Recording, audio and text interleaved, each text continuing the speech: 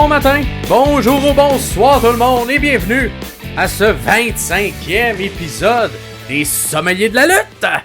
Ici Max Berriard en compagnie de l'engagé Pierre Gastonguay. L'engagé dans la lutte, là, tu sais. Oui. Comme très engagé. Pas dans le sens que t'essaies de m'appeler pis t'engager, là, vraiment. Non, exact. Je suis là, je m'engage, là. Exact. Je me lance, ok, phew. Donc, en même temps, ça se peut que tu m'appelles, c'est engagé parce que je sais pas si j'ai mis ma boîte vocale active, faudrait que je check. C'est pratique quand même une boîte vocale. Mais oui, engagé. Je le prends. Puis, qu'est-ce que tu fais de bon, Pierre, ces temps-ci? En fait, là, on enregistre, on est dimanche, le 25, on est le lendemain du pay-per-view Elimination Chamber Perth. Et je prends la route demain matin, donc je ferai la route du Nouveau-Brunswick vers Montréal. Je retourne dans ma maison où j'habite à Montréal. Donc, je pars de ma maison où ma mère vit. J'habite plus dans la maison où j'ai grandi, là. J'ai pu dire ma maison natale, mais c'est même pas vrai.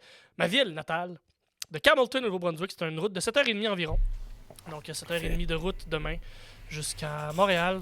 Donc, tu disais tantôt, avant qu'on enregistre, que tu avais mal au dos, que tu fais beaucoup de route. Ouais. Ça va être ça de mon côté aussi. Mardi, je pars pour Plan d'Agenais, que tu connais peut-être. Non, peut-être pas non plus, en Ontario, qui est à 2 heures de route de Montréal. Et jeudi, je serai dans ton hood, ou à peu près, je vais être dans le bout d'Ottawa pour donner des formations à des jeunes qui aimeraient faire de l'humour. Je fais ça aussi. Je donne des formations, des ateliers dans les compagnies, avec ma compagnie qui est là. La chose. Là, je me souviens jamais quel bar, parce que je pense que ça switch de bar quand je pointe. Anyway. Puis je donne aussi des ateliers dans des écoles. Via la chose aussi, là, on fait ça. Là, des jeunes de 9e, 10e année, là, je dis ça parce que c'est en Ontario, ils n'ont pas de secondaire eux autres, comme nous, au Nouveau-Brunswick, qui est comme le reste du Canada. Ouais. Donc, c'est pas mal. Ça, moi aussi, je vais être dans une voiture là, toute la semaine qui s'en vient. Beaucoup de routes, des contrats, ben c'est cool. C'est bon, ça te tient occupé. Très occupé. Pour la jeune. Moi, j'aimais bien ça, faire ça un peu plus jeune. Moi, je l'ai fait beaucoup avec Oui, t'en as fait beaucoup, c'est ça. Qui m'a donné des formations, tout ça, là, énormément. J'étais un peu plus jeune. Fait que j'aime toujours ça, voir un peu le petit côté. La petite flamme s'allumer. Ouais. Des fois, c'est teint. Des fois, c'est teint. Des fois, c'est teint. Tu veux la rallumer, mais quand mais des fois, c'est bien que ça s'éteigne aussi. Oui, parce que dans le fond, tu veux pas non plus être mis dans des situations où tu te sens vraiment pas à l'aise et que tu te rends compte que c'est pas pour toi. Parce que souvent, je disais ça aux gens en impro, c'est que peu importe si tu veux en faire ou tu vas pas en faire, ce que tu vas apprendre, ça va te servir après dans ta vie, même si c'est pas à l'intérieur de l'improvisation. Fait que prends ça comme un bagage, comme des cordes à ton arc, puis ensuite tu peux le réutiliser dans des entrevues, dans développer des affaires. Ta répartie, développer ton être plus extraverti, ton entre-genre. Exact. Mais il y en a, tu sais, c'est ça, dès que tu les mets devant un peu un public, ça va geler, puis là, tu vas faire, ok, parfait, mais pour toi, c'est peut-être d'autres choses, c'est peut-être écrire les jokes. Exactement.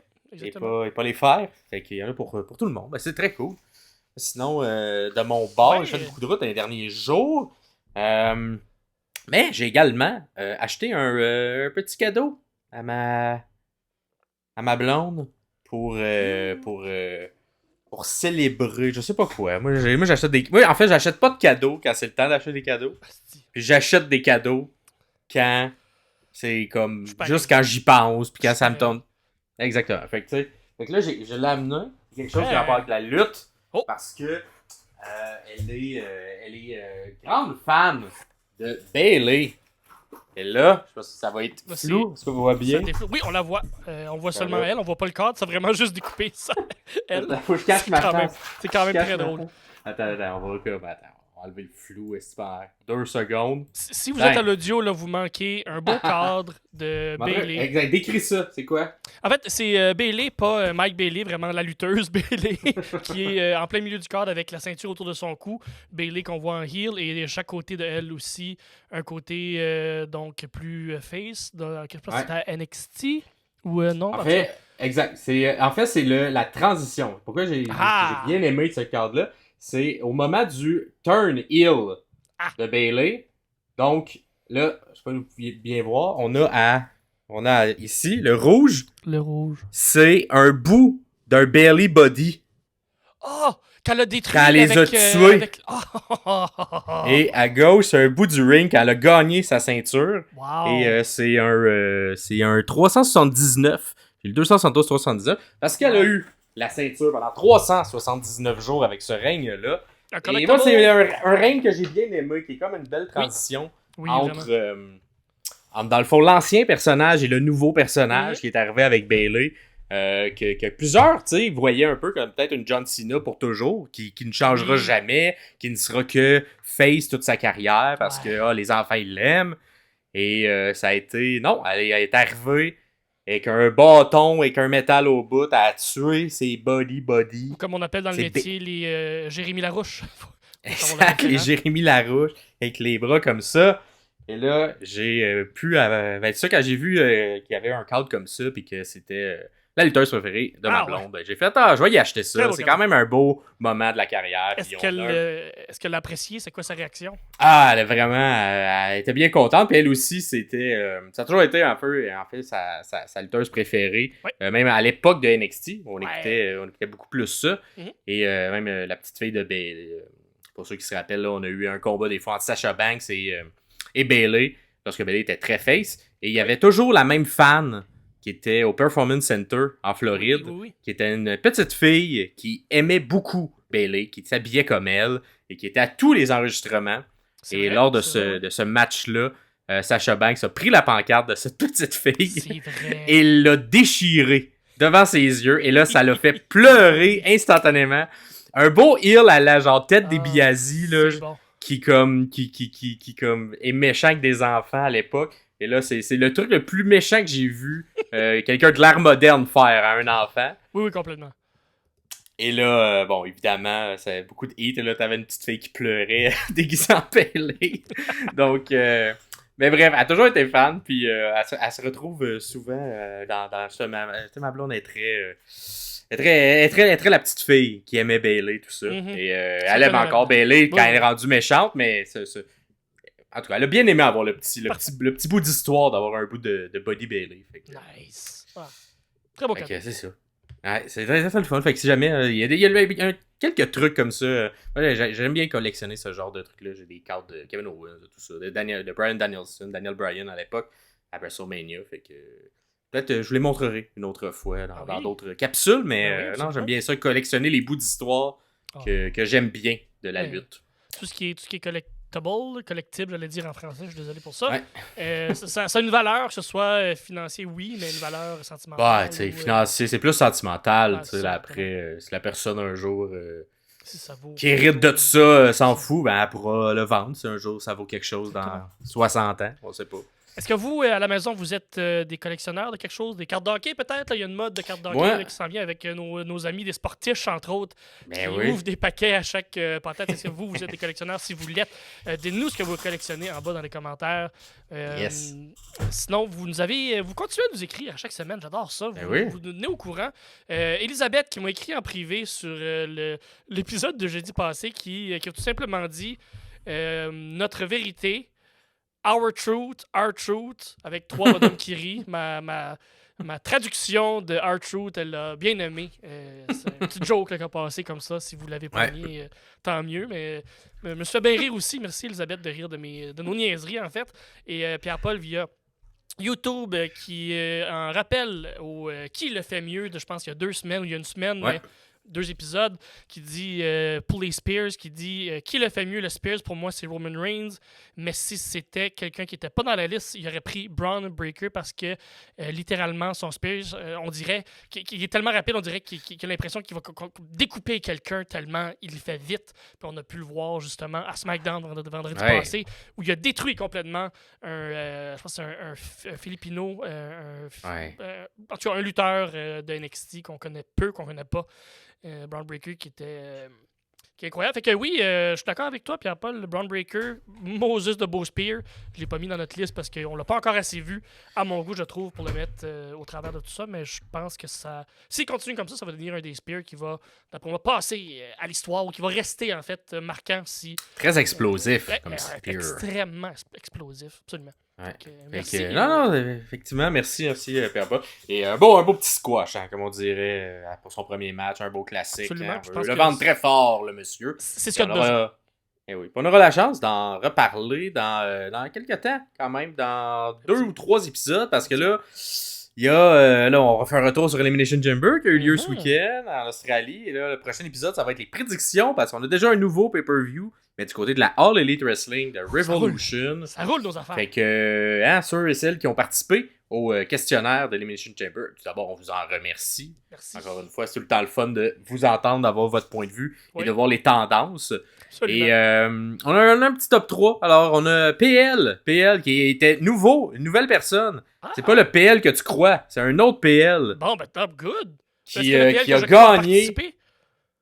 Il était nouveau, c'est la première fois qu'il participait, donc il a gagné ça. Fait que bravo PL pour être avec toi. Moi, j'ai fini deuxième. J'ai perdu mon titre, mais quand même, de manière respectable, fini deuxième. Absolument. Et on a Elisabeth, justement, qui a fini troisième, donc ça clôt le podium. Fait que merci beaucoup. Vous aurez les résultats en même temps que cet épisode. Fait que là, si vous l'écoutez en ce moment, vous pouvez aller sur la page Facebook pour voir le classement complet pour voir où vous vous situez. Sinon, vous avez déjà reçu vos réponses du questionnaire par courriel. On vous remercie parce qu'on est encore dans le road to 1000 abonnés. Et là, ça va bien. Là. On la voit, la ligne d'arrivée. Là, elle est là. Elle est pas loin. On est à l'heure où on enregistre, on est à presque 980. On est autour de 980. Il manque genre 9-10 personnes. 9-10 personnes. 9-10 ça, là, c'est facile. C'est quoi? Quelques amis? Vous êtes quelques 900, amis. Là, 900 personnes qui demandent à un ami. Ça serait exact. quoi? Il serait où le problème? Hein? Fait que c'est ça. Fait que probablement que dans le lot, comme tout ce qui est sur Internet, il doit y avoir quelques robots qui nous écoutent également dans ces abonnés-là. Sûrement. Il doit y avoir quelques robots. Mais tout de même... Hey. Astro, je sais pas. Ben non, mais moi j'y crois beaucoup au futur avec les robots. Fait que j'espère que vous vous plaisez à nous écouter, les robots. Dans 20 ans, lorsque vous prendrez le contrôle, ben, souvenez-vous. Les sommeliers vous aiment. On vous aimait. Fait que j'espère que vous allez nous mettre dans une petite cage, puis nous garder vivants, puis nous nourrir avec des peanuts, moi, puis Pierre, puis nous forcer à regarder de la lutte. Ça va nous faire plaisir de faire ça pour vous, genre la lutte de 2005 à 2010, là, genre. Là. En fait... 2010, peut-être ça va être la nouvelle lutte avec que des robots, on sait pas. Il y avait pas un épisode... attends, là, je dérive vraiment, mais il y avait comme un film de Scooby-Doo, il me semble que c'était ça. C'était genre... Pour de vrai? La trame du film pour enfants de Scooby-Doo, c'était Vince qui était dans le futur, qui avait transformé tout le monde en robot, puis qui était comme, c'est plus le fun, j'ai personne à payer, puis il était juste, on fait battre des robots, et là, les lutteurs devaient genre battre les robots parce qu'on voulait reprendre la place d'un humain. Wow. C'est bon. Fait que, encore une fois, Vince, c'est pas du bon côté.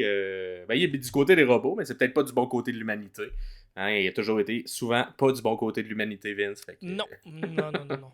Il va, même que je suis dans le futur, même dans des trucs pour enfants, il est pas du bon côté de l'humanité. Ouais. Et on enchaîne avec notre première chronique Lexix, un classique. Et cette semaine, Pierre, c'est le terme Signature Move. Ooh. Donc, que je vais traduire en mouvement signature. Fait qu'on a eu la phrase signature la semaine dernier épisode. C'est vrai? Cette fois-là, c'est le mouvement. Le mouvement signature. Et ça, c'est un mouvement qu'un lutteur effectue régulièrement. Pratiquement à tous ses matchs. Il est reconnu pour faire ce mouvement-là. Fait que c'est un coup spécial. Et là, petite nuance que je veux faire, c'est pas la même chose qu'un finisher. Un finisher, c'est également un peu signature parce qu'il le fait toujours, mais il termine ses matchs. Là, un mouvement signature, c'est plus quelque chose de transition. Il ne va pas nécessairement finir les matchs, mais il est reconnu pour le faire dans pratiquement tous les matchs. Mais il n'y aura pas un pin ou il n'y aura pas une victoire qui va suivre souvent ces mouvements-là. Okay. Alors toi, Pierre, est-ce que tu as en tête des noms ou des mouvements signatures qui te viennent en tête? Les deux premiers qui sont venus à l'idée en tête, c'est le pire, c'est que c'est deux moves qui se ressemblent un peu. C'est le Falcon Arrow de Seth Rollins et le Blue Thunder Bomb de Sami Zayn. Moi, j'ai le Blue Thunder Bomb qui pourrait être un finisher, mais je n'ai jamais compris pourquoi il n'a jamais été vendu comme un finisher. Il a gagné un match avec l'année passée, je me souviens plus contre qui, puis c'était comme un gros upset. Avec comme, il a gagné un match avec ça. Puis t'es comme de temps en temps, le move signature avec lequel tu réussis à gagner un match, ben, c'est une surprise. C'est comme un genre de roll-up, mais extra. Là. Fait que c'est quelque chose de le fun à voir, ça surprend. Fait que ça arrive quand même, mais c'est pas supposé techniquement arriver. Fait que oui, ces deux-là, moi, que j'aime beaucoup quand même comme move signature. Ouais. Moi, ceux qui me venaient en tête en premier, j'avais le fameux You Can't See Me de John Cena. Hein, qui était, Le Five Knuckle Shuffle. Le Five Knuckle Shuffle, exact. Donc, on dirait ça, les 5 jointures mélangées. Oui, ça c'est Les 5 jointures mélangées de John Cena. Un peu comme la main de ouais, Finn où il de prenait très son Elimination. temps. Il disait à la personne qui était pas capable de le voir. que Allait c'est dans un les des plus cordes, gros, ouais. faisait des petits moves de danse, puis descendait. Et par la suite, enchaînait avec une... Souvent, hein, je sais pas, les gens écoutaient pas souvent les reprises, là, les replays à la WWE, mais tout le monde enchaînait avec une coup de la corde à linge qui était évité par John Cena. Absolument. Ah, c'était tout le temps ça pour placer ce mouvement-là. Donc, Ouais. fait que ça, c'est un qui a bercé une partie Ce des années 2000. mouvement-là du You Can't See Me qui finalement est devenu un des plus grands memes populaires de tous les temps. Là, le running gag du monde entier que tout le monde fait, où il y a une photo avec personne, puis t'es comme, John Cena est là, ou pourquoi tu vois une jeune fille à son bal avec John Cena qui était là sûrement comme vedette. C'est comme, pourquoi cette pauvre jeune fille a été à son bal toute seule? Tu sais, ces mimes-là sont... Avec John Cena. Puis ce mouvement-là, le Five Knuckle Shuffle, c'est un peu un mime lui-même. C'est un autre mouvement signature de Monsieur Le Rock. Ben oui! Parce que le People Elbow, c'est un peu le même segment. Hein, on met quelqu'un dans le milieu, on fait des petits moves, on danse. Et là, dans ce cas-ci, le People Elbow a été brièvement un finisher. Lors d'un certain retour aux alentours de 2014-2013, quand il est revenu de Rock, c'était genre son finisher. Le most electrifying move of sports entertainment. Mais normalement, c'était un mouvement signature. Il gagnait pas avec ce mouvement-là. C'était juste bien placé dans le match. Là, fait que la foule capote, reçoivent un protège-coude en souvenir. fait que le move de Cena était inspiré d'un autre move signature de The Rock. Fait que les deux se sont suivis. Et à voir s'il y aura une autre suite plus tard de quelqu'un qui va parodier ce mouvement-là. On sait pas. Fait que ça fait le tour du mouvement signature. Toi, de ton côté, deuxième chronique, qui le fait mieux? Qui le fait mieux, c'est pas un mouvement signature. Oh, que non, qui le fait mieux, c'est un grand move de soumission classique qui existe depuis toujours presque, que tout le monde aime, que tout le monde reconnaît, c'est le Figure 4 Leg Lock. Qui le fait mieux entre Ric Flair, The Miz, Jeff Jarrett ou Charlotte, qui est un dérivé, qui est le Figure 8, mais qui reste quand même, à mon avis, un Figure 4 quand même. Donc, Ric Flair, The Miz, Jeff Jarrett ou Charlotte. D'après toi, qui le fait mieux? Ben là, avec la division que tu as donnée, moi, je vais dire Charlotte, parce que si tu me dis que c'est dans la même famille que le Figure 4, moi, elle a mis sa twist. Elle a mis sa twist, mais plus que sa twist, je trouve qu'elle a amélioré de beaucoup ce mouvement-là, et qui était déjà impressionnant, et qui était le fun à voir aussi pour construire une histoire de « Ah, j'ai mal! » Non, puis là, les deux sont face à face et peuvent vendre les deux en même temps. Mais Charlotte, c'est très impressionnant avec un pont, avec elle a faire comme ça. ça. Devient le Figure 8, finalement. Exact. Tu sais, moi, je mets un petit astérix, parce que pour moi, le Figure 8, c'est en soi devenu un nouveau mouvement que le Figure 4, tellement que c'est bien fait. Je suis quand même d'accord que c'est devenu un move en soi. Elle a inventé un nouveau move complètement, oui. Mais je trouve que de le mettre là pour le souligner, justement, c'est tellement beau. Mais elle le fait quand même bien. La façon de placer le Figure 4 pour se rendre à son Figure 8, je trouve que c'est quand même très bien fait. Ah, beaucoup de papa, là. On dirait qu'il y a la même rythmique aussi, là, de tourner à la jambe de la même manière que son père. 100%. Moi, je disais que j'aime beaucoup The Miz parce qu'il réussit jamais à... il se fait toujours contrer, puis ça me fait beaucoup rire. Mais il réussit quand même très bien, puis il vend Miz qui est... il vend très très bien ce genre de move-là où on voit bien sa face. Donc... le Moneymaker. Ouais, exactement. Pour le Moneymaker de Miz, ça va être Miz, mais Ric Flair va quand même toujours rester le champion incontesté du Figure 4 Leg Lock dans ces belles années où il a gagné les championnats, des championships, il a gagné des ceintures avec ça. Donc, Ric Flair reste quand même au top de tout ça. Ouais. Et vous, qui le fait mieux selon vous, Figure 4? On a aussi, si on parle un peu de Figure 8, on a le conjoint de Charlotte aussi qui a commencé à mettre ça dans son arsenal parce qu'il était à la All Elite Wrestling. Est-ce qu'il va le refaire? Idolo, hein, Andrade, est-ce qu'il va le faire à la WWE? Est-ce qu'on va mettre de l'avant cette relation à la WWE? On l'avait pas fait avant. À voir. Ouais, à voir. À voir. Mais lui aussi faisait le figure 8. Le seul monsieur que j'ai vu faire un figure 8. Absolument. Mais ouais, je pense qu'il faut être très grand. Avoir des grandes jambes pour faire un figure 8. J'ai pas assez de grandes jambes, puis 2, je suis pas assez flexible pour être capable de faire ça. Mon rêve, c'est peut-être ça, c'est de faire pas le figure 8, mais faire un pont, peut-être. Un pont. Moi, je sais même pas si je suis assez flexible pour être mis dans la soumission. Littéralement, être juste de l'autre bord. Ouais. Je te feel. Et on enchaîne avec un retour sur le Elimination Chamber 2024. On est là pour ça, fait que on l'a regardé comme vous, ce pay-per-view. C'est levé, toi, le matin, j'ai vu ça. J'ai fait un petit post.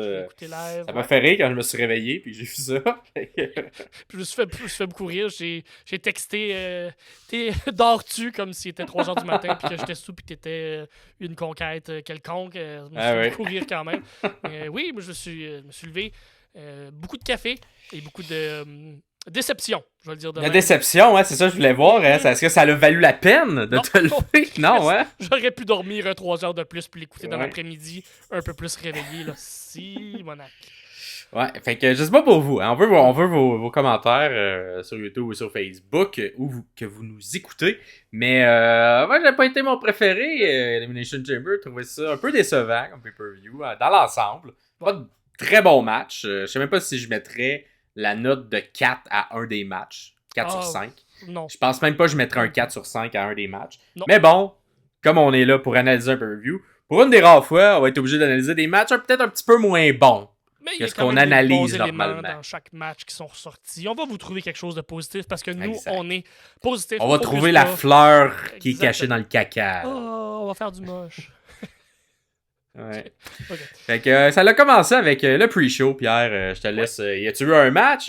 Y a-tu eu quelque chose? Eh ben oui, il y a eu un match qui a été annoncé par contre la veille. Donc ce n'est pas un match surprise qui a été annoncé le jour même. Donc pour ceux et celles qui, dans le document, dans le formulaire, qui ont écrit qu'il allait avoir un match surprise, il n'y en a pas eu. Malheureusement, c'était les Kabuki Warriors, donc Asuka et Kairi Sane contre Indy Hartwell et Candice LeRae. Indy Hartwell qui est australienne, qui vient de là, qui a eu une très très très très bel accueil. Je trouve que ça a été très très le fun que ce soit elle qui commence le show, que ce soit elle qui rentre en premier. J'ai vraiment vraiment aimé ça. Elle a été quand même très bien accueillie. Le match comme tel, pas très long, c'est un pre-show, rien de. On réchauffe la foule aussi un peu. Il y a un bon pace quand même, mais on s'entend, n'importe quel match où il va y avoir des lutteuses japonaises, le pace va toujours être bon. Le pace ne peut pas être bon s'il y a des lutteuses japonaises, surtout Asuka qui a des springs dans ses jambes, c'est incroyable. Kabuki Warriors qui ont gagné, j'irai pas. Je me souviens à peine de ce qui s'est passé, honnêtement, dans le match. Il n'y a pas de surprise. C'est très court comme match aussi. Très court, c'est ça. Mais il n'y a vraiment pas eu de surprise. Ils ont fait shiner un peu Indy dans quelques spots, ce qui est le fun, aller chez elle. Il n'y a pas de surprise et le pas de surprise, je l'ai souligné en gras, c'est la trame du pay-per-view, du PLE. C'est ce qui souligne, c'est ce qui surligne, c'est ce qui s'est passé tout le long. Il y a eu zéro surprise, aucune surprise. Si vous attendiez que je sais pas moi, il y a un hélicoptère qui descend avec John Cena qui arrive en soute d'armée. C'est pas arrivé. Il y a rien qui est arrivé. La plus grande surprise a été que des pirates ont attaqué les bateaux qui ont amené le set. C'était ça la plus grande surprise. Oui, c'est ça. Oui, c'est exactement. Sinon... Mais on en parlait à l'épisode 23 où on faisait un peu nos prédictions justement. Et c'est rarement un pay-per-view, quand tu regardes l'histoire du pay-per-view Elimination Chamber qui est placé en février, c'est rarement un pay-per-view de grands changements. C'est normalement très de transition. On sent où ça s'en va la plupart du temps. Et un peu comme j'ai dit, on pouvait voter avec notre cœur, mais la tête, souvent, dans ce genre de pay-per-view, a plus raison parce que c'est ça. Mais l'an dernier, j'aurais aimé que Sami Zayn gagne. On aurait tous aimé que Sami Zayn gagne. Mais malheureusement, la tête était beaucoup plus claire qu'on s'en allait vers un Reign Cody. Et cette année, ça n'a pas fait exception. Tous les matchs qui ont été un petit peu installés ont poursuivi leur installation. Puis ça, c'est ça. Ce match-là en plus chaud, c'était très match de semaine. Là, pas de préparation, pas rien. Un peu dommage parce que, tu sais, on le dit souvent, il y a beaucoup quand même d'équipes féminines. Je pense qu'on pourrait se servir d'un petit peu de temps d'antenne pour au moins builder quelque chose. Ouais. Un peu plus d'avance que juste un graphique qui fait voici ce match, un peu à la Tony Khan. Là, ça, j'ai pas écouté j'ai pas écouté le Collision de hier. J'ai vu la carte ce matin, je vais être comme. Il y a où l'histoire là-dedans? Il y a aucun. Ah oui, c'est ça. Excusez. Donc, fait que oui, c'est ça, c'était le match en pre-show, mais on a quand même commencé la carte avec le match d'Elimination Chamber de femmes, le match féminin qui commence. Donc, pour ceux et celles qui l'ont eu, ben. Bravo! Bravo! Moi, je l'ai eu. Moi, c'est exactement mon pacing que j'avais pris. T'as raison. J'étais très content. Ça revient un petit peu sur le pre-show et la plupart des gens croyaient qu'il n'allait pas avoir de match. 77%. Et pour ce qui est du nombre de commanditaires à l'écran... Ça, j'ai resté bête. Il y en a eu beaucoup. Il y en a eu 12. Au total, 12 commanditaires. Fait que si vous avez répondu, les 23% qui ont répondu entre 10 et 12, félicitations, vous avez eu la bonne réponse. Fait que, il y a de plus en plus de commanditaires. Fait que je pense, là, on dirait là j'ai augmenté. Sur la dernière fois, je pense que je vais encore augmenter. Là, je pense qu'on va faire des tranches de 5. On va se rendre à 20 et plus. 40 ben, c'est ça. En plus, c'est WrestleMania le prochain. Là. Vas-tu en avoir des commanditaires? En tout cas, on va voir. Mais je pense que je vais me rendre jusqu'à 20 la prochaine fois. On va faire par tranche de 5 puis jusqu'à 20 parce que là... Hey, va falloir en parler. Là, on n'en parlera pas là, mais Mania, on fait-tu deux shows pour les deux shows? Ben, c'est ça, va falloir, on s'en jasera, mais ouais, je pense qu'on va faire peut-être une prédiction, mais peut-être un retour pour chacune des journées, d'après moi. Parfait. Mais une longue et grande prédiction. Ça veut dire que c'est deux pre-shows, là. Fait que deux pre-shows, tu le doubles que les commanditaires. Les commanditaires qui se répètent. Non, ouais, non. Ben, ceux qui se répètent, on va pas les compter 2 fois, mais effectivement.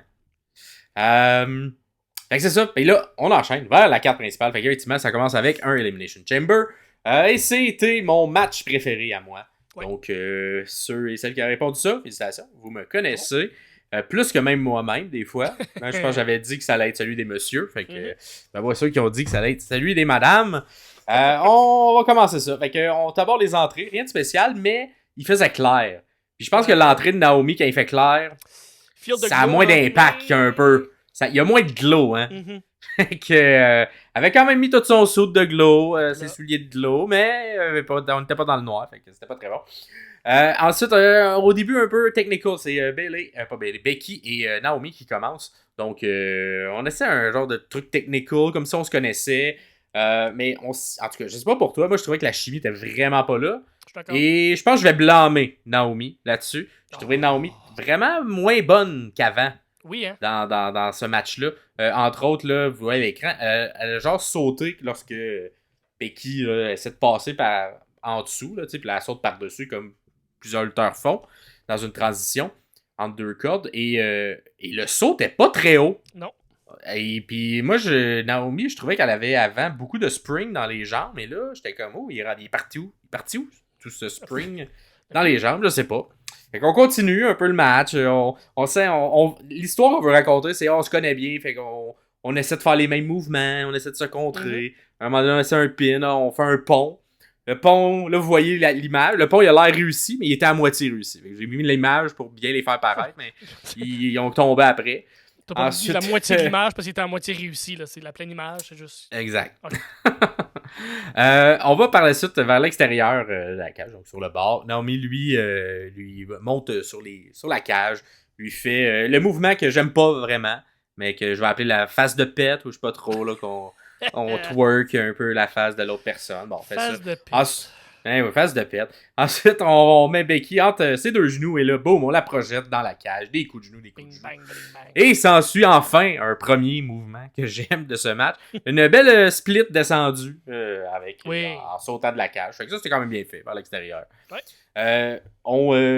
Les deux rentrent à l'intérieur du ring. On continue à vendre un peu les mêmes mouvements. On se connaît bien. Comment t'as aimé, toi, ce début de segment-là? Je suis comme fou à dire que c'était pas très bon? Ou Ben, c'était... Oui, c'est exactement ce que tu dis. Ils ont essayé de faire ça demandait tellement de fluidité. Avec la face de pète, puis même ce move-là, il me semble que comme... On est rendu ailleurs, là, que de faire des moves de face de pète, comme... Ça manquait de fluidité, ça manquait de, je sais pas, peut-être le décalage horaire qu'ils ont rattrapé en ce moment-là, il était pas encore assez réchauffé, je sais pas. La clarté, lutter dans la clarté, c'est peut-être différent, je sais pas qu'est-ce qui a dérangé, mais je suis d'accord que Naomi manque un petit peu de... Tu sais, quand tu manques des arm drag, là, pas fluides, là, quand t'es rendu à ce niveau-là, c'est, en tout cas, puis là, au début, quand je regardais le match, j'étais comme, je sais pas à qui mettre la faute, j'avais vraiment l'impression que c'était les deux. Mais ensuite, quand tu regardes le reste du match, ben, qui est solide tout le reste? Ça devait être Naomi qui était moins bonne. Puis on verra dans le booking, peut-être aussi que même backstage, on le sentait peut-être parce qu'on a fait un booking qui n'a pas nécessairement mis Naomi en valeur tant que ça. Peut-être qu'on a voulu un peu la retirer un peu plus tôt, mais bon, on va y arriver. Ensuite, la première personne qui est libérée de sa chambre, c'est Tiffany Stratton. Donc, c'est Tiffy Time qui commence. Et là, enfin, là, on relève le niveau. Là, elle rentre avec une énergie. Son premier pay-per-view en haut, elle est contente. On met les deux dans un coin, les deux autres filles sur l'autre. Et il y a beaucoup d'impact. J'aimais vraiment pas la version de Donna Brooke. J'aime beaucoup la version de Tiffany Stratton. Du même mouvement. Et on dirait que c'est ça, vu qu'elle l'enchaîne vite et que c'est comme vraiment propulsé. Elle est super bonne. Ensuite, les deux filles sont un peu désées, tombent à terre. On fait un double dropkick. Donc, bravo Stratton. C'est super beau. Un double. On tente ensuite le tomber sur les deux en même temps. 1, 2 et... Non, pas encore. On peut pas faire une double élimination tout de suite. Naomi, ensuite, saute... sur les deux en même temps. Un peu.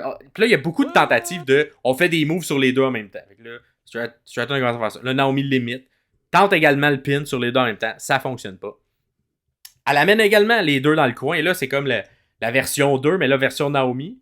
Et là, contrairement à un mouvement très, très intense, là, c'est plus on court à moitié puis on fait un petit genre coup d'avant-bras. Et là, on court à moitié, un petit coup d'avant-bras. Qu'est-ce qui se passe? Qu'est-ce qui se passe? Où l'explosion, là? Ben oui, c'était vraiment bizarre. C'était pas très impressionnant. En tout cas. Ensuite, Becky... Il y a une loi dans la lutte qui dit si tu penses que ton coup est pas pour rentrer, frappe pour de vrai. T'es mieux de frapper pour de vrai que de faire un petit coup un peu mollasse qui code l'out. Même la course était mollasse avant. Ça, là, pour se rendre. Tout était mollasse. Fait que, je sais pas si Naomi a peut-être une blessure ou quelque chose, mais bon, j'ai pas trouvé très explosif. Ensuite, Becky se met... Ah, peut-être. Ensuite, Becky, elle attaque Naomi.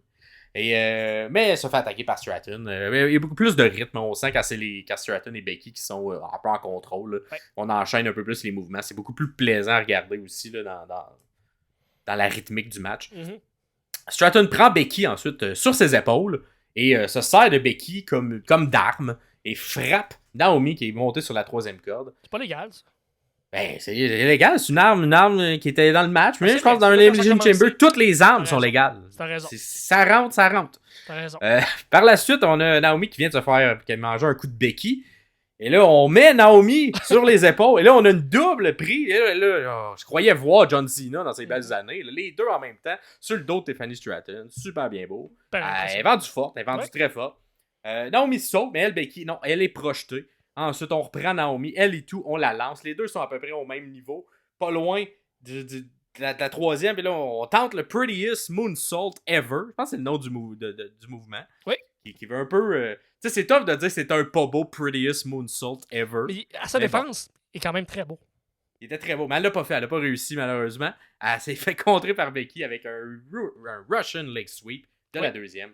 Ensuite, Naomi enchaîne avec une 2e fois le seul mouvement que je trouvais qu'elle faisait bien, une split. Fait que, elle court et elle tombe la split sur les deux. Tente encore un 2e pin sur les deux en même temps. On sent le thème du booking. Là, c'était très... La personne qui est en contrôle attaque les deux autres. On tente le pin sur les deux autres, en élimine les deux en même temps. C'était très ça, comment c'était construit. Par la suite, Liv sort, finalement. Fait que ça fonctionne pas. Hein. Le pin n'a pas fonctionné, évidemment. Liv sort. Elle se met à attaquer Stratton. L'envoie dans les portes. L'envoie d'une porte. L'envoie dans l'autre porte. Des beaux cercles aussi de Stratton de ce côté-là. On la pitch dans la porte. On veut défoncer les portes. Arrive pas à défoncer les portes, mais ça fait quand même un bel impact. Elle attaque ensuite les deux autres qui se sont fait pas envoyer dans les portes. Les met elle et tout dans un coin chacune. Et la 3e fois qu'on voit ce segment-là.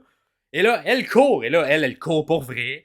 Et elle fait des espèces de plages de dos. Fait que là, un peu à la Sting, mais à revire de bord avant. C'est ensuite le coup de genou, un peu comme... qui avait ça? Il y avait... Brian, je pense monte que sur la deuxième, puis donne un... Ah non, donne un coup. Punk avait ça. Il Oui, c'est revient, ça, puis oui. boum, il fait un coup dans le coin. Fait que, fait également ça sur les deux filles. Stratton, par la suite, se fait prendre par Becky. Et on n'est pas à l'extérieur. Le Becky, le bras de Stratton, il est comme à travers la cage. Elle fait une soumission. On essaie de faire soumettre Tiffany Stratton avec. Parce qu'une soumission, quand tu la fais avec une arme, là, l'arme, c'est la cage au complet, ça fait beaucoup plus mal au bras. Mais elle réussit à s'en sortir tout de même. Elle frappe Becky. C'est quand même bien. La take était belle. Fait que, Oui. bravo pour tout le monde qui faisait partie de cette take-là. Vous avez joué bien vos rôles. Ça avait l'air de faire mal. Ouais.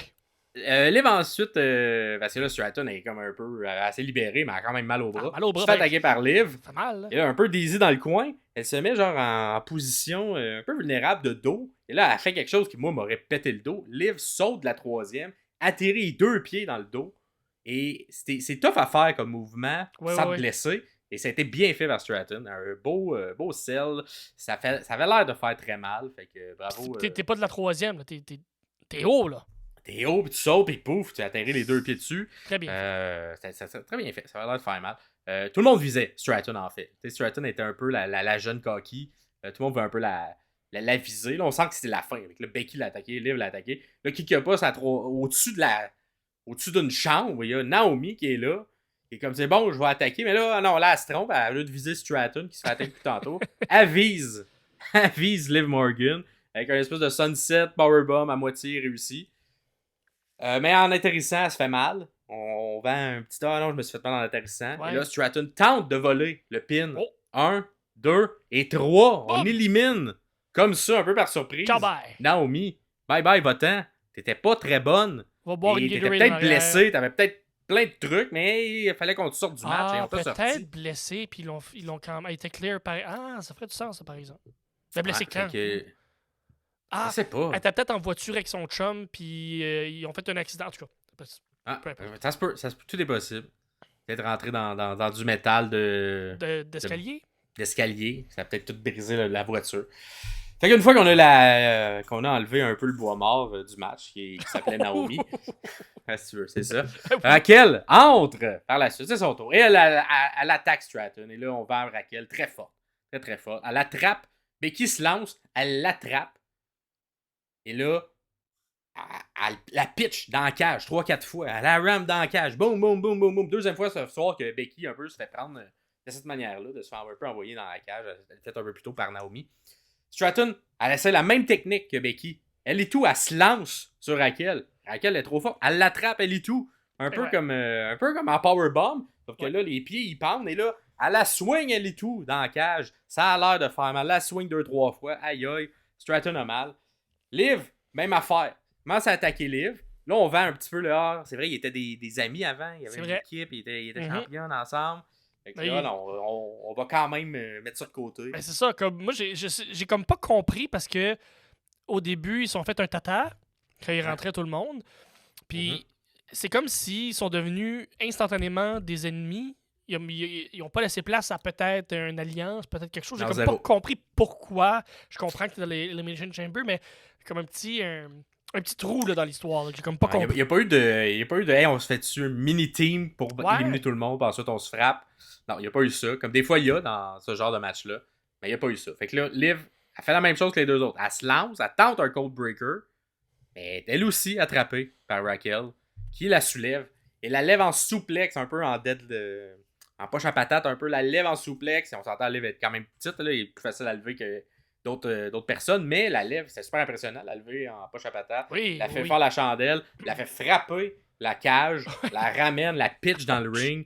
On vend Raquel forte, très forte. Je pense que c'est ça elle est forte, la madame. C'est ça qu'on veut qu'on se rappelle. Tellement forte que là, les trois viennent de recevoir des coups, viennent de se faire attraper. Que là, on se fait on y voit 3 contre 1. On commence à la frapper, on y fait un DDT à 2.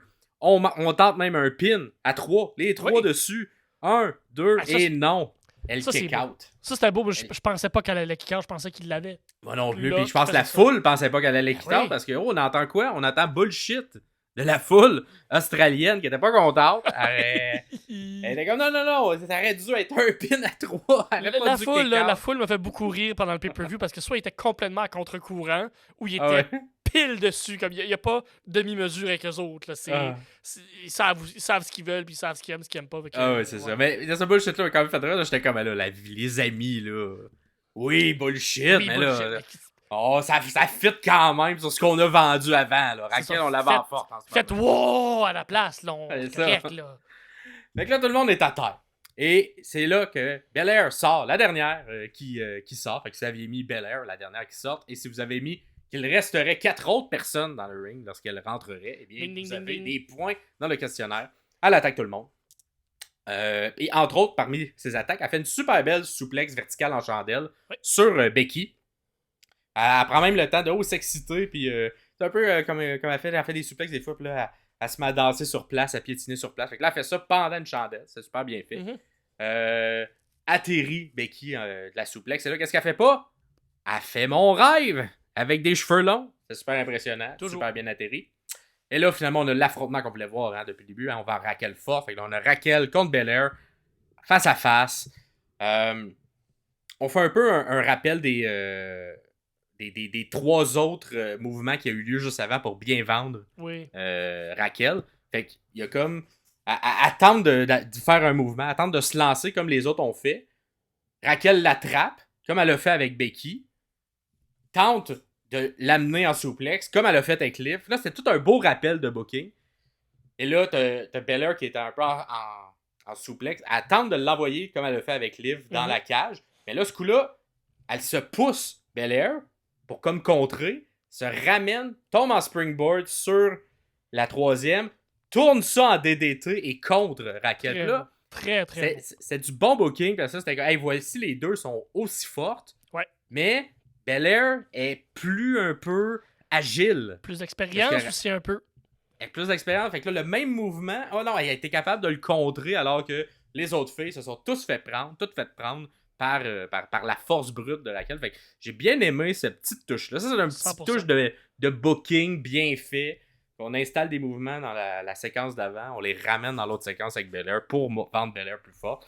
Fait que tout ça faisait beaucoup, beaucoup de sens. J'ai bien aimé ça. Ensuite, on place Raquel sur la 3e. Liv est comme un peu dizzy, puis elle est comme couchée sur un sofa, mais sur la 3e corde.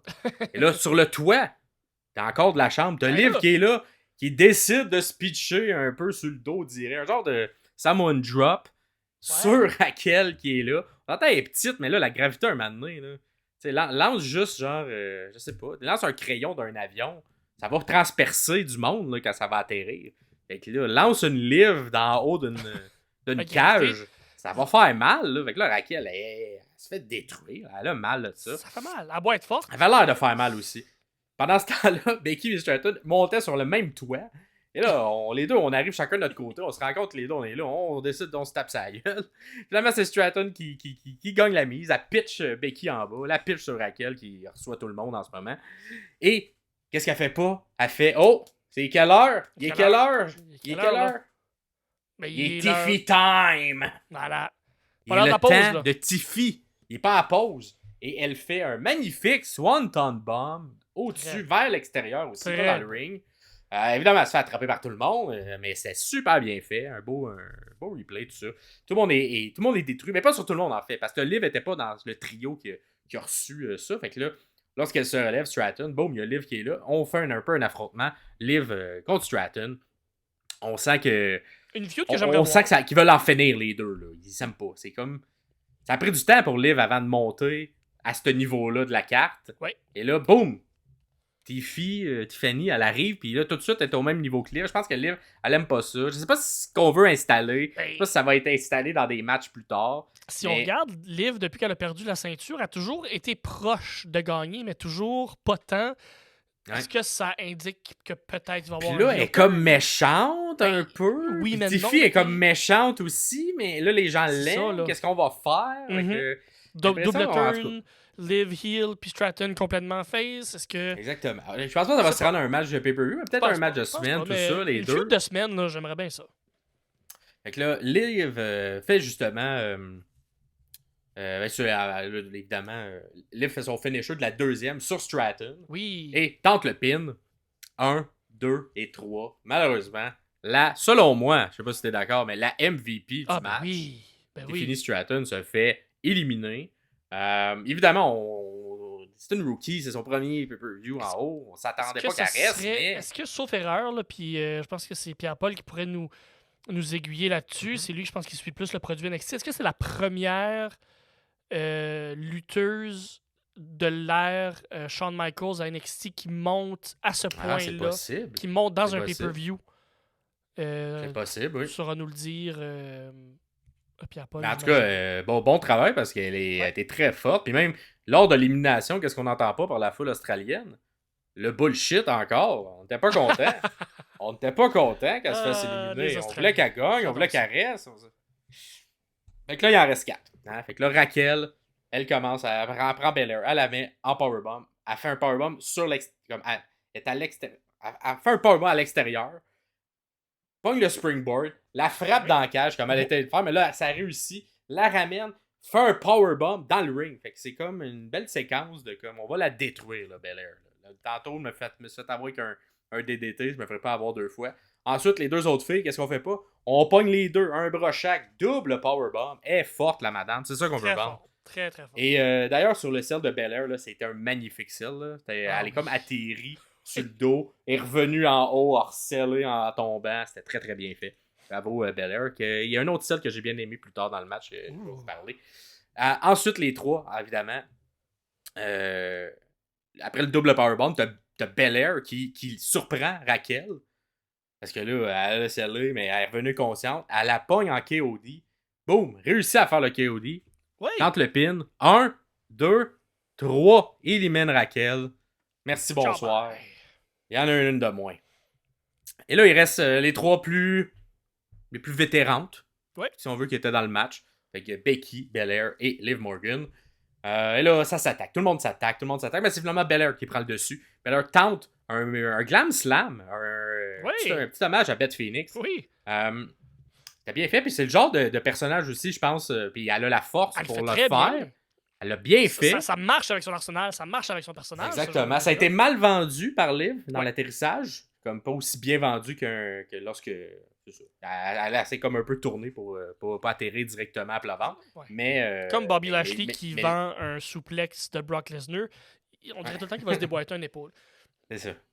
Mais c'était bien fait cependant la portion Glam Slam. Là. Ça, c'est super bien fait. Oui, complètement. Puis elle ensuite prend Becky au bout de ses bras, comme elle aime ça. Elle la transporte. Elle la lance sur Liv qui traînait dans le milieu du ring. Elle atterrit sur Liv. Elle enchaîne ensuite avec un double Shooting Star Press avec elle dans les cordes.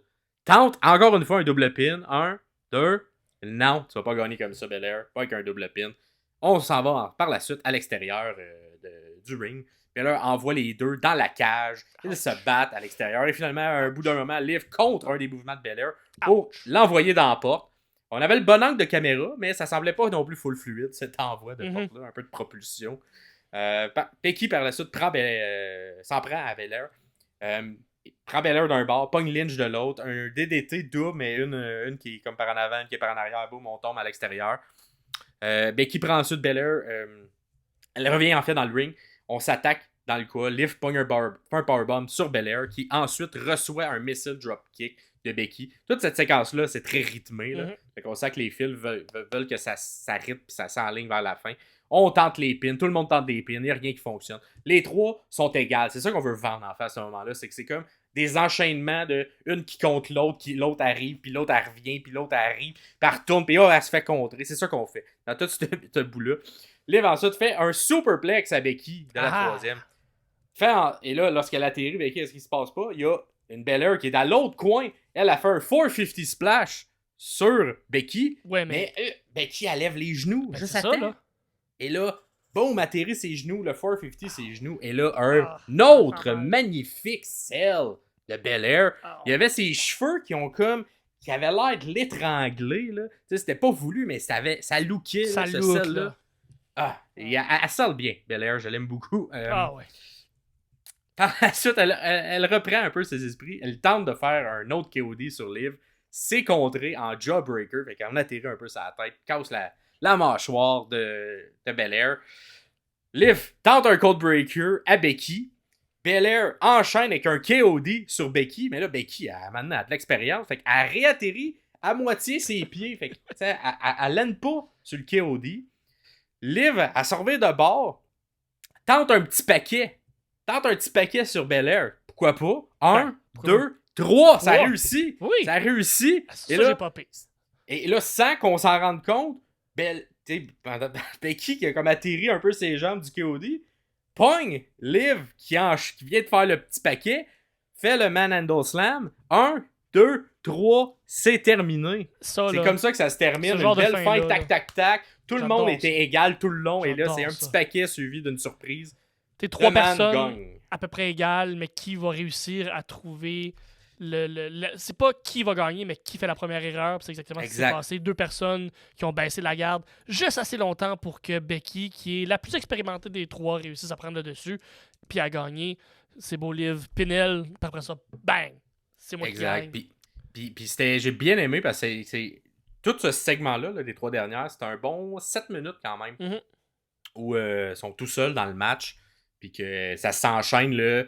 Il n'y a personne vraiment qui prend l'avantage. C'est tout le temps contré par d'autres. Fait que ça a bien montré. Puis c'est pour ça que je me dis, le départ un peu faible de ce match-là doit être dû à Naomi.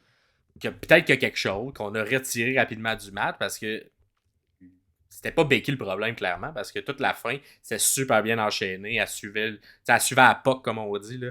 Elle était pas ralentie. Pourtant, Naomi, c'est la lutteuse qui serait supposée être capable. C'est elle qui a le plus d'expérience, littéralement, dans toute la gang. C'est elle qui serait supposée être capable d'être général, le leader dans ce genre de match-là où fiez-vous à moi, je sais où je m'en vais, je sais qu'est-ce que je fais, mais faut croire que c'est pas ça de son côté. Puis c'est peut-être pour ça aussi qu'on la voit plus, qu'on la voit moins, que même si elle est revenue, puis elle a été championne à TNA, mais que c'est pas le même niveau non plus. Puis moi, je ne suivais pas le produit de la TNA, mais le souvenir que j'avais de Naomi de l'époque, c'était beaucoup plus rythmé et explosif que ce qu'on a vu dans ce match-là. Beaucoup plus. Non, à la TNA, je te confirme, à la TNA, ça n'a pas été...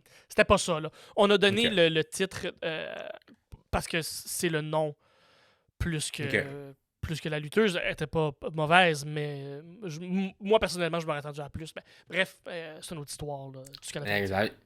Donc, si vous aviez, pour le questionnaire, une des questions que... on ne fera pas toutes les questions qui ont lieu durant le match. Vous savez qui est rentré quand, tout ça. Mais qui a le plus d'éliminations? C'est Liv Morgan qui a eu le gagnant. Et 0%. Personne. Les gens qui ont répondu ont mis Liv Morgan. Fait qu'un peu une surprise de elle qui ressort avec 2 pins. Seulement 2 pins pour gagner le plus d'éliminations. Mais tout de même, on a... tout le monde a un pin partout. Liv a réussi à en faire 2, dont un vol sur Belair.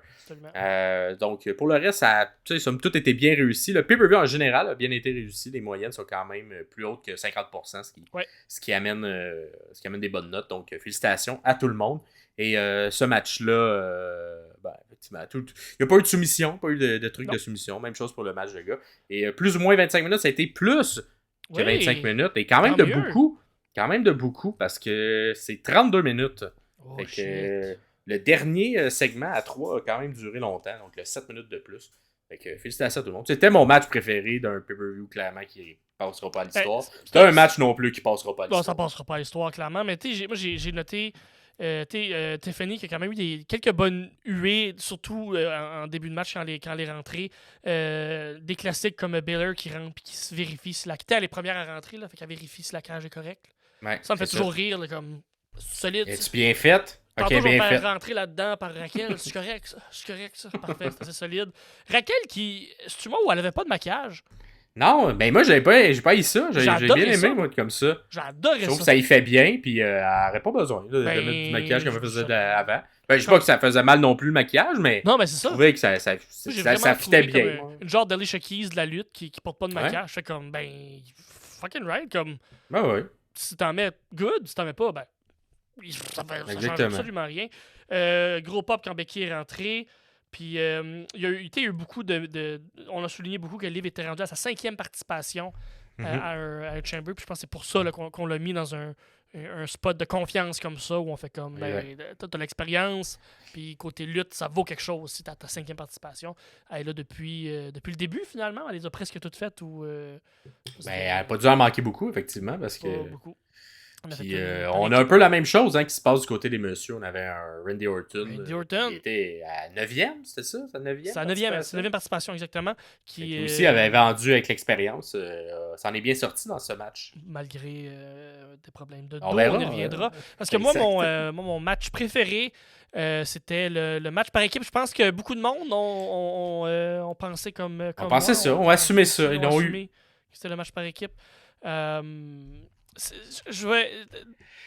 Comment j'expliquerais ça sans trop être méchant? Ton match préféré, mais tu vas être méchant un peu. Ben, c'est mon match préféré, mais c'est dans un nuage de déception. Pas de. Ben oui, de déception. Faut pas sugarcoat ce que c'est, là. Je vais vous analyser le match, vous allez voir, ça va être assez expéditif. Ça sera pas move par move parce que le match, il n'y avait rien. Le match était un peu vide d'histoire. Il y a eu quelques petits cues d'histoire qui étaient bien, qu'on est capable de saisir. Mais on commence le match, l'entrée de Bate et de Dunn, très le fun, les gars rentrent. New Catch Republic. T'es-tu plus vendu que la dernière fois? Plus qu'ils disent, plus j'aime ça, finalement. Ok, parfait. Que je commence à être vendu New Catch Republic. J'haïs pas ça, même si j'haïssais pas le Strong... British Strong Style. British Strong Style, merci. Mais New Catch Republic. Tu sais, ça se dit bien, ça sonne bien quand même. Puis on fait de l'humour, nous autres, on fait du stand-up, on écrit dans la vie, donc New Catch, ça se dit bien, c'est fluide. Ça se dit bien. Anyways. Mais c'est l'entrée du Judgment Day c'est tout le temps bon. Ils rentrent, juste les deux gars, mais avec Dom qui les suit, dans une huée, une mer de huée. Puis là, Dom est imbécile, un génie imbécile qui essaie, il comprend pas que il n'a pas catché que le monde va le huer encore plus, mais non, il essaye de dire quelque chose, puis il essaye de parler, puis les huées qui coulent encore plus. C'est vraiment bon. Fait que là, tout le monde est dans le ring. On présente un peu tes débuts de match classiques là, dans le coin gauche, telle personne, dans le coin droit. Bates et Dunn sont dit, nous, on commence fort. Faut tout de suite se débarrasser de Dom. Faut se débarrasser de de Priest. Charlotte à Preach. Puis, avant la cloche, se débarrasse d'eux autres. Finalement, c'est Bate et Finn Balor qui se retrouvent dans le ring. On sonne la cloche. Le match commence. Et c'est ça, c'est un match assez simple. Au début, Bate et Dunn vont s'échanger quelques tags pour aller se battre contre Finn Balor.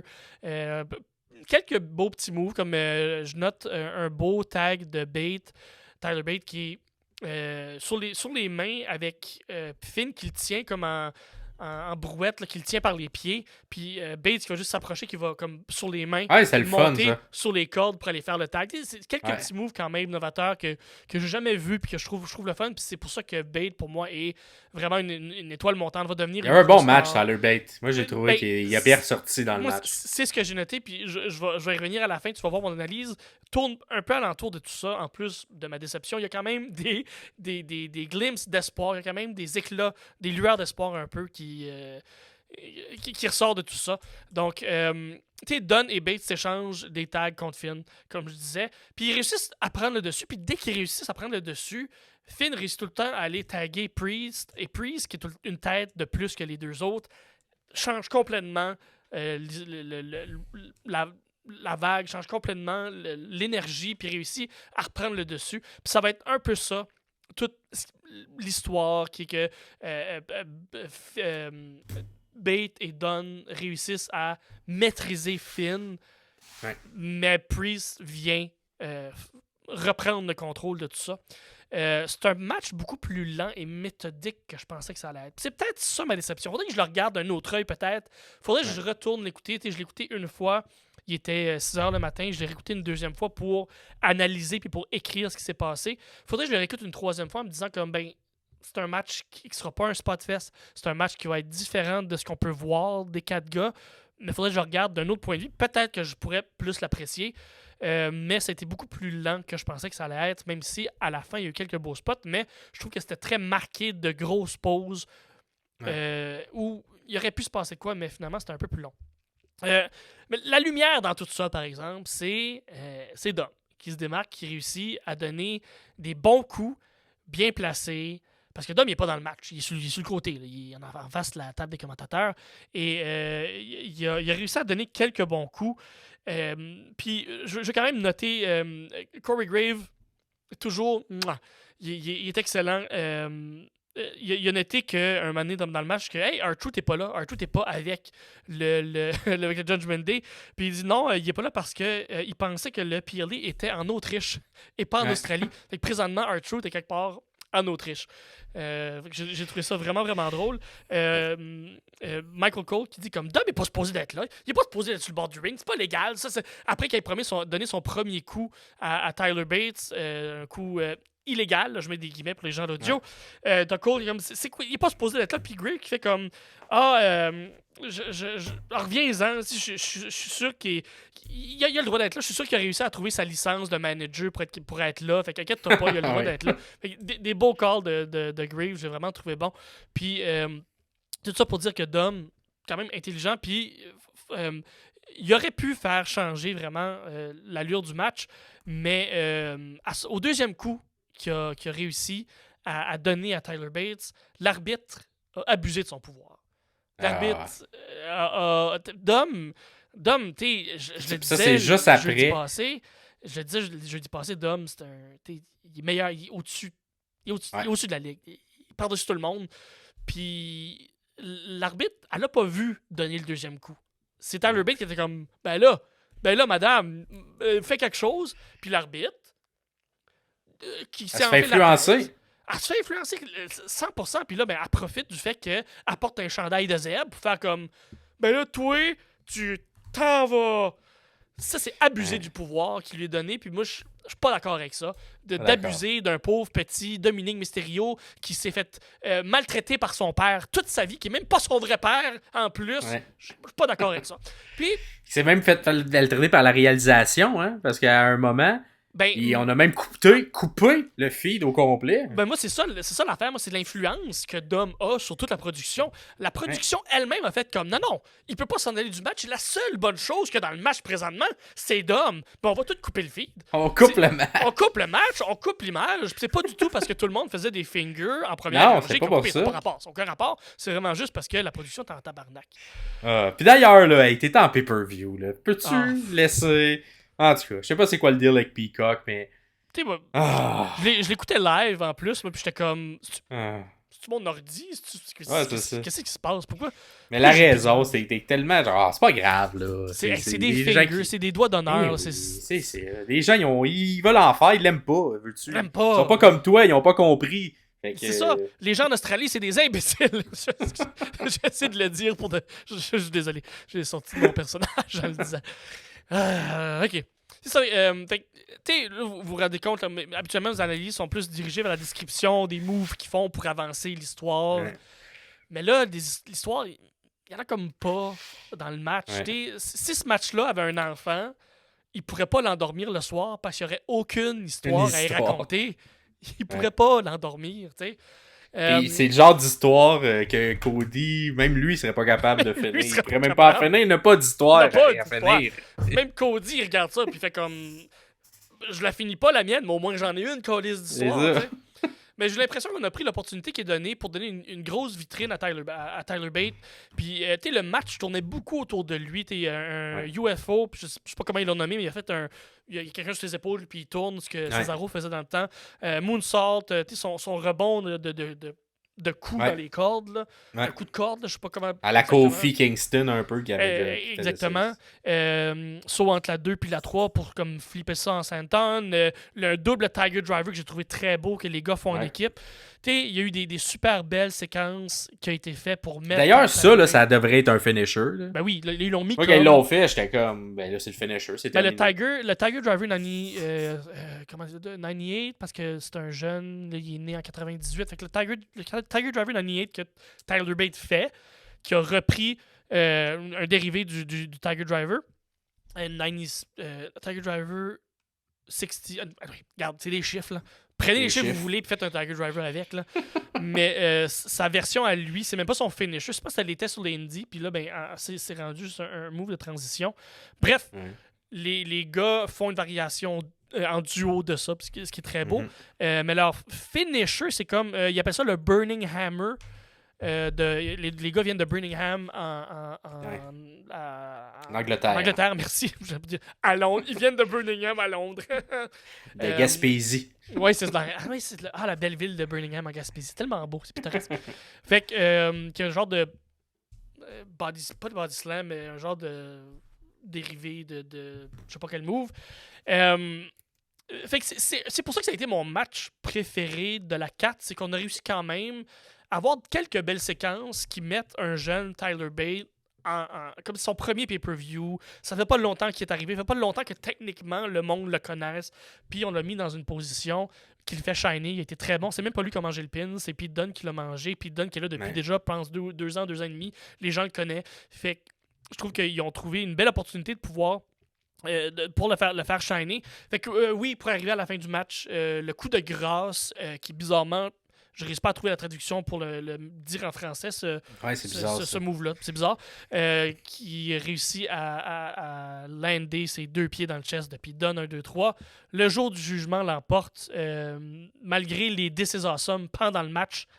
J'ai pas accroché. Awesome. J'ai pas trouvé ça awesome. Ça a été quand même mon match préféré pour les quelques petites coups d'éclat qu'on a pu donner à Tyler Bate. Tyler Bate qui est un de mes lutteurs préférés depuis très longtemps. Pour ça a été mon match préféré. Par contre, rester un peu sur mon appétit. Je suis certain que les 4 gars auraient pu donner un meilleur show que ça. Est-ce que c'est le décalage? Est-ce que c'est la chaleur? Est-ce que c'est ce qu'on voulait faire? Est-ce que ça se peut aussi que les personnes qui écrivent, les personnes qui bookent ont fait comme, on regarde ça en dessous pour être capable de suréter? Si tu vends moins ou tu vends plus bas, le monde sont un peu déçus, on va arriver à Mania, puis tout va être bon parce qu'on a été déçus un peu à Elimination Chamber. C'est peut-être beaucoup de marketing, on sait pas. Mais beau travail de Tyler Bate. Beau booking pour lui. Fait que pour ça, bien content. Comment t'as sorti de ça, toi? Ben, je trouvais ça un peu comme toi. C'est correct. Un peu les faux finishes à la fin que j'ai pas aimé. Je trouvais que c'était bizarre. Puis peut-être un peu trop de faux finishes que c'est ça, à croire à moitié. Fait que j'ai aimé ça. J'ai aimé l'apport de Dom. Mais en règle générale, assez d'accord. 85% des gens avaient le jugement. Et moi, je trouvais que c'était le match qui avait le plus de potentiel de peut-être avoir un switch. Qui aurait été intéressant dans l'histoire. Là, mais même ça, c'était pas très... même les gens, en majorité, vous pensiez tous que ça allait être le jugement. Le jour du jugement qui gagne, ils ont gagné. C'était quand même plus que 15 minutes. Hein? Là, seulement 61% des gens avaient ça. R-Truth, aucun impact sur le match.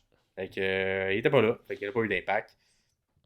Et pour ce qui est des personnes du Judgment Day qui étaient là, seulement Dominique qui a fait le voyage et qui a accompagné ses compatriotes. Absolument. Et ça fait le tour de ce match-là. On enchaîne avec le prochain...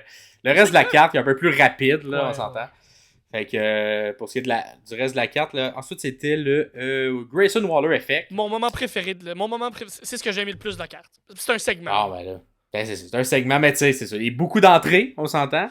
Une 4e roue, hein, au carrosse. On a un Austin Theory que je pense qu'il voulait manger le heat. Il voulait manger le heat un peu pour que les gens puissent aimer Grayson Waller. Alors, la question, est-ce qu'il va être plus aimé ou détesté?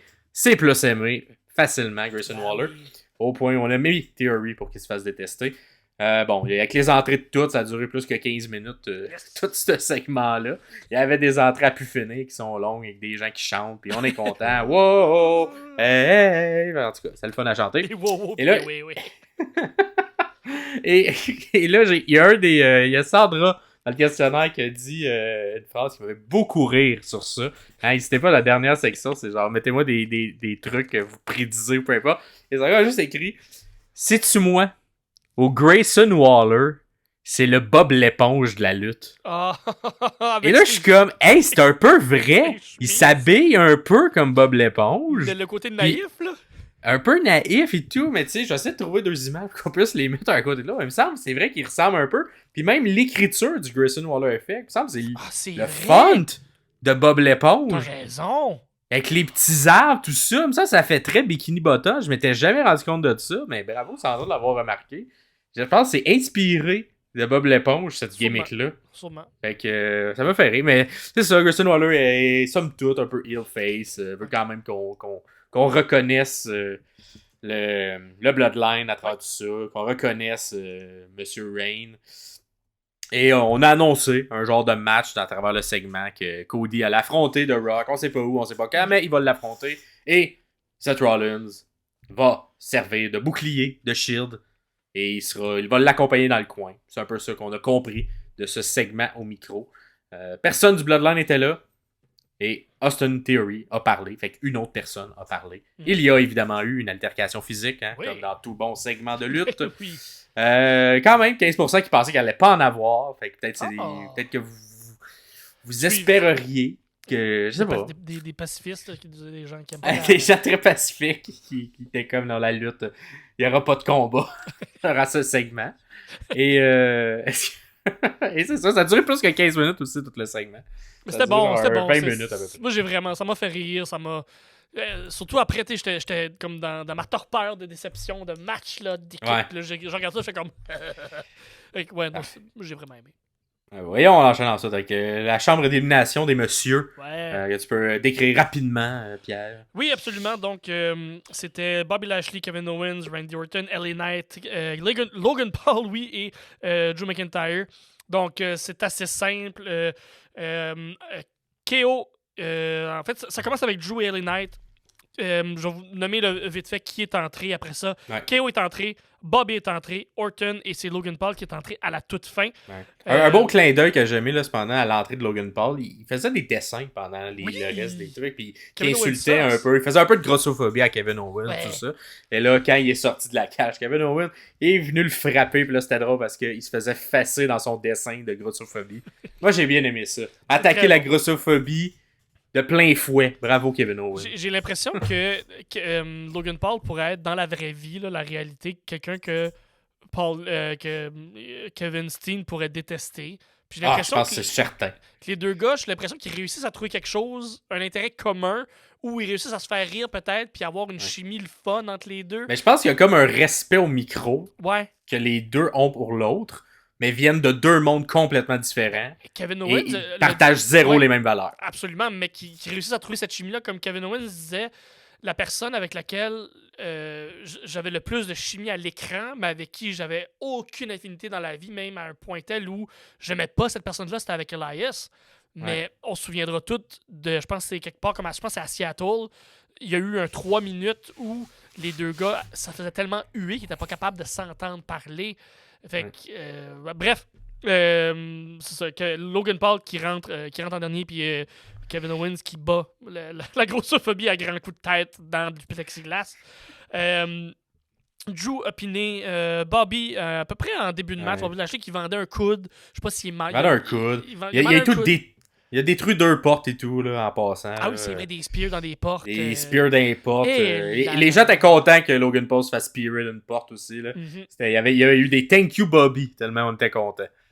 Je pense que les gens de l'Australie non plus l'aimaient pas beaucoup, Logan Paul. Ouais, ben oui, c'est ça. Après ça, il est arrivé quelque chose d'un peu bizarre où la porte était ouverte parce que Bobby Lashley devait sortir. Puis là, Bobby est gros, hein. Fait qu'il faut tout ouvrir la porte au complet pour que Bobby puisse sortir. Puis qu'est-ce que ça fait dans ce temps-là? Ben, c'est qu'il y a la rapace qui rentre. AJ Styles est rentré avec une chaise et a pété complètement LA Knight. C'est ce qui a fait que Drew a pu le piner.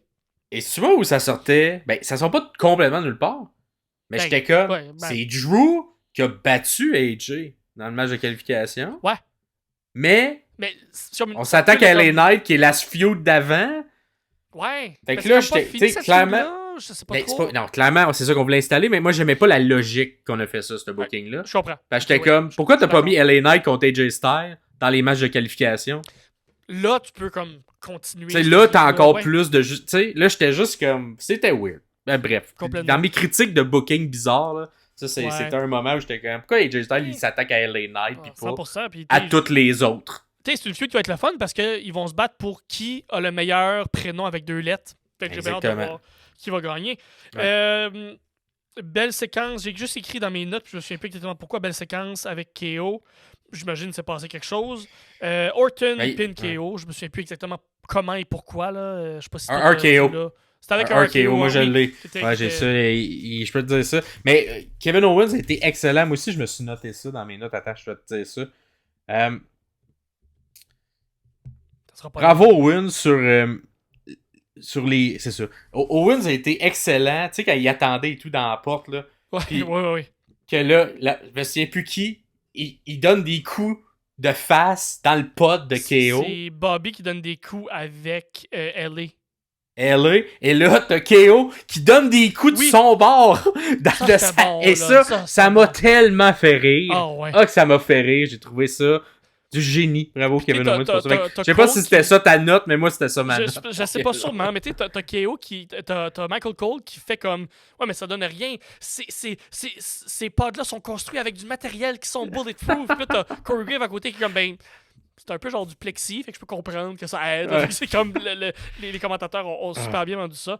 Mais Orton pin KO, après un RKO. Mais c'est ça, c'est des RKO. Fait que dans le fond, Orton a fait 3 RKO. C'est à il a réussi 2 éliminations avec un RKO. Piné KO, piné Logan. Puis là, ben, c'est à ce moment-là où Orton vend son dos. Là, il a fait un DDT. Qu'il fait là, quand la personne a les pieds sur la corde et qui a fait ça vers l'extérieur. Vers l'extérieur. Puis il a fait ça à Logan. Il en a fait un à l'intérieur à Kevin Owens. Puis à l'extérieur, on l'a dit, là, ça fait mal. Ça fait plus mal. Et là, il a vendu le dos tout le reste du match. Exactement. Fait que pour la fin, c'est ce qui s'est passé. Drew a réussi à prendre avantage du fait que Orton, parce qu'il restait juste Drew Orton à ce moment-là. Donc, Drew en a profité pour...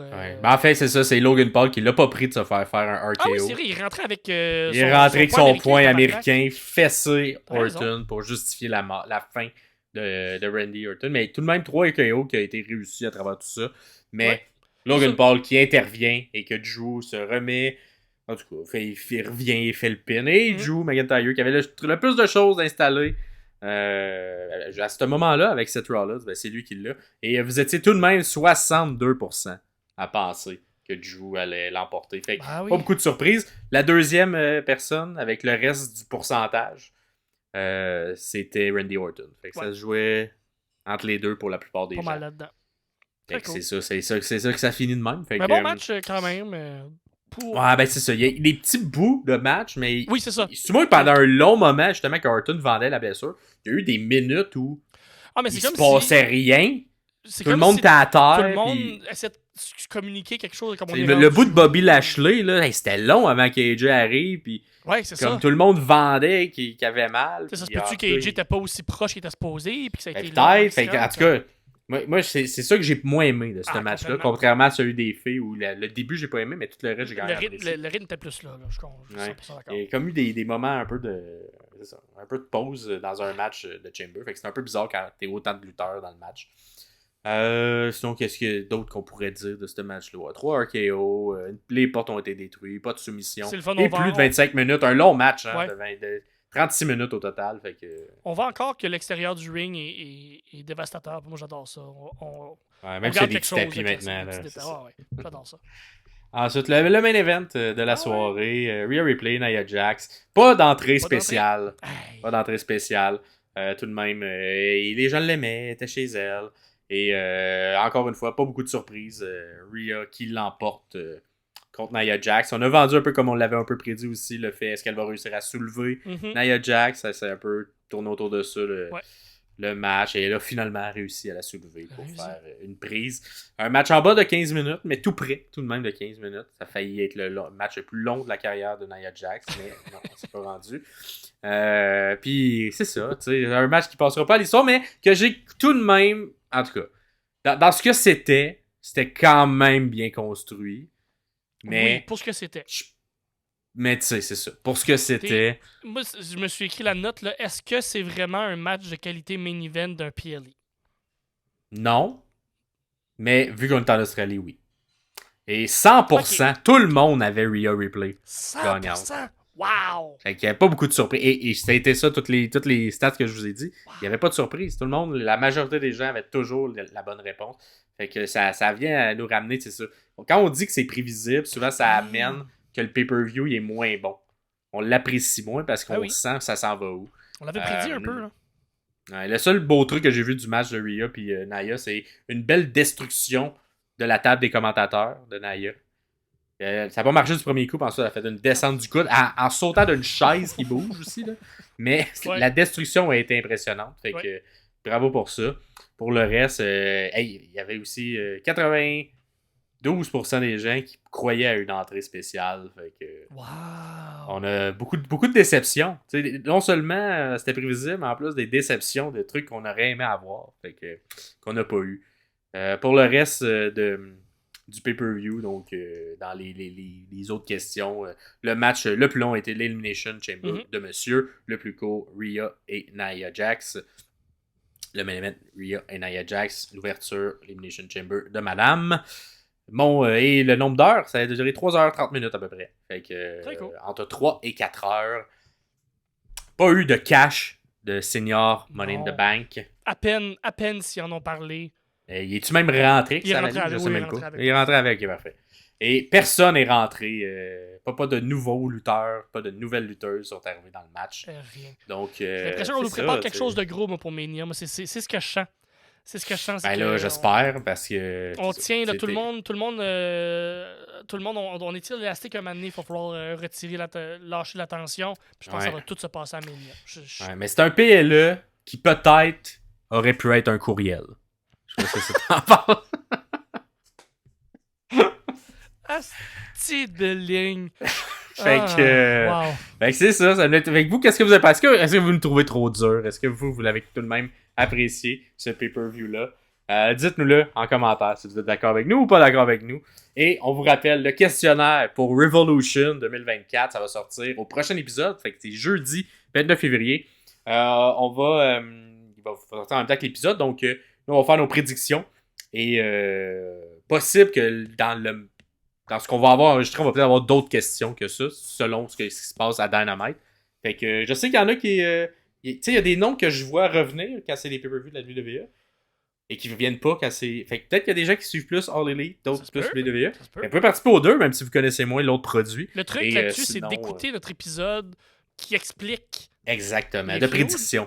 Ça vous prend 1h15. 1h15, tu l'as fait, tu as compris ce qui se passe. De toute façon, si tu es un amateur de lutte, tu n'as pas besoin d'écouter tout ce qui se passe. Tu comprends le principe, tu sais comment ça fonctionne. Peut-être des surprises, oui, mais habituellement, c'est assez straightforward. Fait que t'écoutes notre épisode de prédiction, tu remplis le questionnaire, même si tu ne sais pas le produit. On est là pour ça, on est des sommeliers. Hein. On te propose un produit, on te propose quoi regarder, quoi écouter, puis tu le regardes si tu veux, sinon, ben c'est ça. Et si vous n'avez pas vu Elimination Chamber, malheureusement, les sommeliers ne vous le conseillent pas. Il n'y avait rien qu'il faut absolument écouter. Allez écouter, allez sur YouTube et puis écrivez Elimination Chamber Highlight. Là. Ça va être bon. Ah ouais. Ça va être bien en masse. Vous allez sauver 3h30 de votre vie. Sinon, on s'en va pour Révolution 2024. Prochain épisode. Ça va parler de ça. Et là, on est tout près de Road to 1000 abonnés, de réussir ça. Prenez le billet. Pour que nous, on soit capable de se rendre à 1000 abonnés, mais il faut nous suivre partout. Faut cliquer sur abonner, faut cliquer sur partager, faut cliquer sur le petit pouce. Tu peux aussi, dans les paramètres là, de tout ce qui se passe en dessous là, dans YouTube, là, tu peux mettre même des notifications où quand on sort un nouvel épisode, boum, tu as une notification sur ton téléphone, sur ton ordinateur. La petite cloche, là. Ding, ding, on est là, on existe, on a sorti un nouvel épisode. On en sort 2 par semaine. Fait que, est-ce que c'est trop? Peut-être. Est-ce que c'est pas assez? Peut-être aussi. On ne sait pas. Nous, on a choisi 2 épisodes. Si jamais tu nous écoutes seulement en audio, tu manques peut-être quelque chose sur YouTube. Ça vaut peut-être la peine de t'abonner. Au pire, regarde-nous pas, parce que peut-être tu nous aimes pas en face, peut-être que tu aimes juste nos voix, pauvre toi. T'as peut-être pas le meilleur jugement non plus, mais en même temps, j'ai tellement une belle voix, t'es. Fait que tu peux nous suivre partout. Si tu écoutes seulement en audio sur ta plateforme audio préférée, tu peux venir nous voir sur Facebook, sur Instagram, laisse des commentaires, viens nous jaser. On n'est pas méchants, on mord presque pas. Fait que c'est de même que ça se passe. On est presque rendu à 1000 abonnés. Aidez-nous à se rendre avant WrestleMania. Il nous reste quoi, un mois? Un mois. Et moins d'une personne par jour et on va se rendre. C'est vrai. Une demi-personne par jour, puis je pense mais ça, on se rend avant. On va se mettre un autre objectif, que veux-tu? Road Nous autres, to on a réussi à finir... 10 abonnés. Ben, c'est ça. Nous, on a réussi à finir notre histoire, fait que on est meilleur que Cody Rhodes. La balle est dans la cour à Cody, hein. Ouais. Et merci tout le monde de nous suivre. Là. Je le dis souvent, sûrement qu'il y aura un message un peu plus senti et émotif de ma part, parce qu'on sera à 1000 pour vrai. Mais grand merci, on est tout près de 1000 et ça nous touche beaucoup de vous savoir. On va faire une belle communauté avec toutes vous, qu'on puisse discuter, qu'on puisse avoir vos opinions, les questionnaires, rire, niaiser, même quand c'est un peu moins bon la lutte. Je trouve que c'est plus le fun tout le temps en gang d'écouter ça. Fait que c'est le fun de vous savoir avec nous. Merci gros. Et merci beaucoup. Et c'était Max Perriard ainsi que Pierre Castonguay pour les sommeliers de la lutte. Ciao, ciao tout le monde. Bye.